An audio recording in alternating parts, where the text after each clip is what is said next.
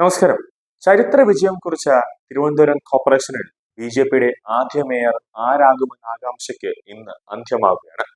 BJP ജില്ലാ president V Rajesh അല്ലെങ്കിൽ മുൻ ഡി.ജി.പി ആർ ശ്രീലേഖ എന്നിവരുടെ പേരുകൾക്കാണ് മുൻതൂക്കമെങ്കിലും അന്തിമ പട്ടികയിൽ ഒരു സർപ്രൈസ് പേര് ഇടം പിടിക്കാനുള്ള സാധ്യതയെ തള്ളിക്കളയാനായില്ല.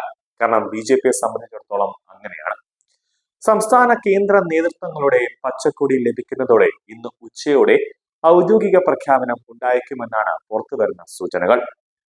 ഭൂരിപക്ഷത്തിന് ഒരു സീറ്റിന്റെ കുറവുണ്ടെങ്കിലും അത് ഭരണത്തെ ബാധിക്കില്ല എന്ന ആത്മവിശ്വാസത്തിലാണ് ബി.ജെ.പി നേതൃത്വം. കൂടാതെ ഡെപ്യൂട്ടി മേയറായിട്ട് ആശാനാഥോ അല്ലെങ്കിൽ സിമി ജ്യോതിഷോ വരാനുള്ള സാധ്യതയുണ്ട്. മേയർ ആരാകുമെന്നതിൽ സസ്പെൻസ് തുടരട്ടെ എന്നായിരുന്നു സംസ്ഥാന അധ്യക്ഷൻ രാജീവ് ചന്ദ്രശേഖരന്റെയും കേരളത്തിന്റെ ചുമതലയുള്ള പ്രകാശ് ജാവ്ദേക്കറുടെയും പ്രതികരണം. പാർട്ടി കീഴ്ഘടകങ്ങളിൽ നിന്നുള്ള അഭിപ്രായങ്ങൾ കൂടി പരിഗണിച്ചാകും അന്തിമമായ തീരുമാനമെടുക്കുക. 2 സ്വതന്ത്ര അംഗങ്ങളുടെ നിലപാടും ബി.ജെ.പി ഭരണത്തിൽ നിർണായകമാകും. ഭരണപക്ഷത്തെ നേരിടാൻ പ്രതിപക്ഷ നിരയും സജ്ജമായി കഴിഞ്ഞു എന്നതാണ് യാഥാർത്ഥ്യം. മേയർ സ്ഥാനത്തേക്ക് ആർ.പി. ശിവജിയെ CPM സ്ഥാനാർത്ഥിയായി പ്രഖ്യാപിച്ചിരിക്കുകയാണ്. കോൺഗ്രസിന്റെ മേയർ സ്ഥാനാർത്ഥിയെ സംബന്ധിച്ച തീരുമാനം ഇന്ന് പുറത്തുവിടും. ബി.ജെ.പിയുടെ ഭരണത്തെ ക്രിയാത്മകമായി പ്രതിരോധിക്കുമെന്നും നഗരസഭയിൽ ശക്തമായ പ്രതിപക്ഷമായി നിലകൊള്ളുമെന്ന് തന്നെയാണ് ഇരു മുന്നണികളും വ്യക്തമാക്കുന്നത്. ഇരു മുന്നണിയുടെയും 40 വർഷം നീണ്ട ഭരണാധിപത്യം തകർത്താണ് ബി.ജെ.പി തിരുവനന്തപുരം കോർപ്പറേഷനിൽ അധികാരത്തിലേക്ക് എത്തുന്നതും എന്നൊരു പ്രധാന കാര്യം കൂടിയുണ്ട്. സത്യപ്രതിജ്ഞാ ചടങ്ങിൽ വലിയ ആവേശത്തോടെയാണ് ബി.ജെ.പി കൗൺസിലർമാർ എത്തുകയും വലിയ രീതിയിൽ സത്യപ്രതിജ്ഞ നടത്തുകയും ചെയ്തത്.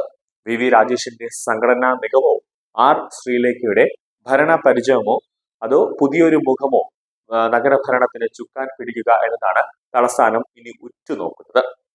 4 പതിറ്റാണ്ട് നീണ്ട ഇടതു ഭരണം അവസാനിപ്പിച്ചാണ് തിരുവനന്തപുരം കോർപ്പറേഷൻ ബി.ജെ.പി തിരുവനന്തപുരം കോർപ്പറേഷനിൽ ഒരു താമര വിരിയിച്ചുകൊണ്ട് അധികാരത്തിലേക്ക് എത്തിയത്. വലിയ ആവേശത്തോടെയാണ് ബി.ജെ.പി സംസ്ഥാന അധ്യക്ഷനോടൊപ്പം അംഗങ്ങൾ സത്യപ്രതിജ്ഞ ചെയ്യാനായിട്ട് തിരുവനന്തപുരം കോർപ്പറേഷനിൽ എത്തിയത്.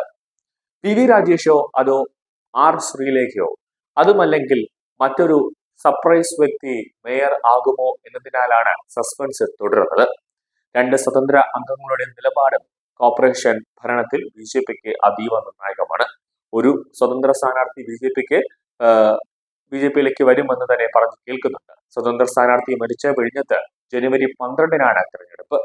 3 മുന്നണികൾക്കും ഒരുപോലെ നിർണായകമായ ഒരു സീറ്റിൽ 9 സ്ഥാനാർത്ഥികൾ ഇതുവരെ മാത്രം പത്രിക നൽകിയിട്ടുണ്ട്.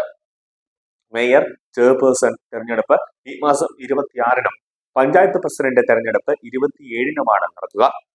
ബി.ജെ.പിയെ സംബന്ധിച്ചിടത്തോളം മേയർ വി രാജേഷ് അല്ലെങ്കിൽ ആർ ശ്രീലേഖ, ഇനിയിപ്പോൾ മൂന്നാമതായിട്ടുള്ള ഏതെങ്കിലും ഒരു വ്യക്തി ആ മാധ്യമങ്ങളോ അതോടൊപ്പം തന്നെ മറ്റ് പ്രതിപക്ഷ രാഷ്ട്രീയക്കാരോ വിചാരിക്കാത്ത ഒരു പേര് ആയിരിക്കും ചിലപ്പോൾ ബി.ജെ.പി തിരുവനന്തപുരം മേയർ സ്ഥാനത്തേക്ക് കൊണ്ടുവരിക. അതങ്ങനെയാണ് എപ്പോഴും ബി.ജെ.പിയുടെ സ്വഭാവം.